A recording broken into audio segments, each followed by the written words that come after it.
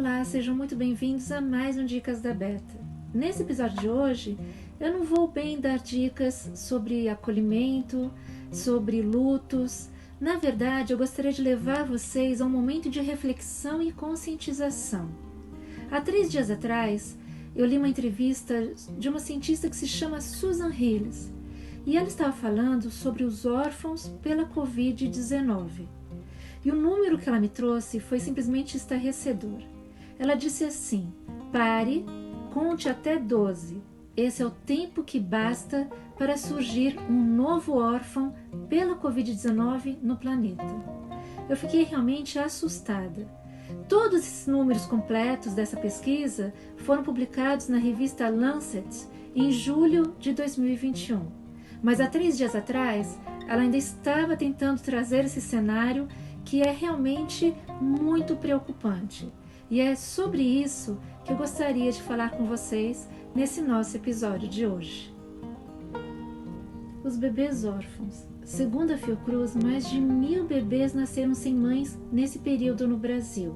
Isso sem falar naqueles cujas mães faleceram algumas semanas ou alguns meses após terem dado à luz. E essas famílias terão que se reorganizar, descobrir novos papéis, assumir essa criança de uma forma positiva para suprir as suas necessidades.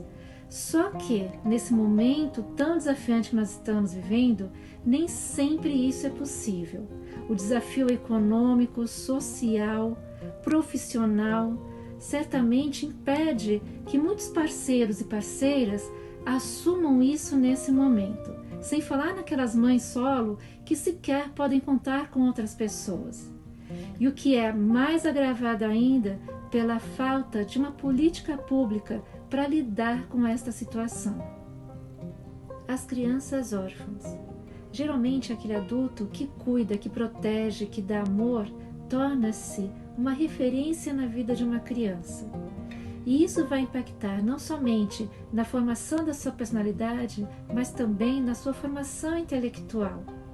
Quando há o rompimento desse vínculo, seja pela morte do pai, da mãe, de ambos, ou mesmo pela morte do tutor, de um responsável, que seja um avô, uma avó, uma tia, um tio, essa criança vai ter o que os psicólogos chamam de desamparo afetivo.